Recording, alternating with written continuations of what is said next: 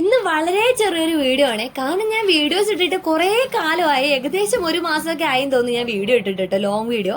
അപ്പൊ എന്തായാലും ഈ ഒരു വീഡിയോ തന്നെ ഞാൻ കുറെ ദിവസം മുന്നേ എടുത്തു വെച്ചാണ്.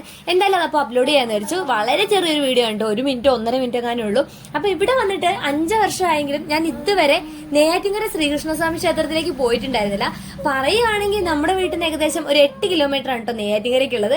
അങ്ങനെ എന്തായാലും പോകണമെന്ന് വിചാരിച്ച സ്ഥലത്ത് പോയില്ലെങ്കിൽ നമുക്ക് എന്തോ ഒരു ബുദ്ധിമുട്ടല്ലേ. അങ്ങനെ അവിടെ പോയിട്ടുണ്ട്. ശരിക്കും പറഞ്ഞാൽ ഈ അമ്പലങ്ങളിലൊക്കെ പോകുമ്പോൾ ഭക്തിനെയും കാട്ടി അവിടുന്ന് കിട്ടുന്ന ആ ഒരു പീസ്ഫുൾ ആയിട്ടുള്ള ആ ഒരു സംഭവം ഉണ്ടല്ലോ, അതാണ് കേട്ടോ ശരിക്കും പറഞ്ഞാൽ എനിക്ക് അമ്പലത്തിൽ പോകുന്നതിന് ഇഷ്ടം. അങ്ങനെ അവിടെ പോയി കഴിഞ്ഞ് തൊഴുതിറങ്ങിയപ്പോഴാണ് ഈ ഒരു അമ്മച്ചിപ്ലാവിനെ ഞാൻ കണ്ടത്.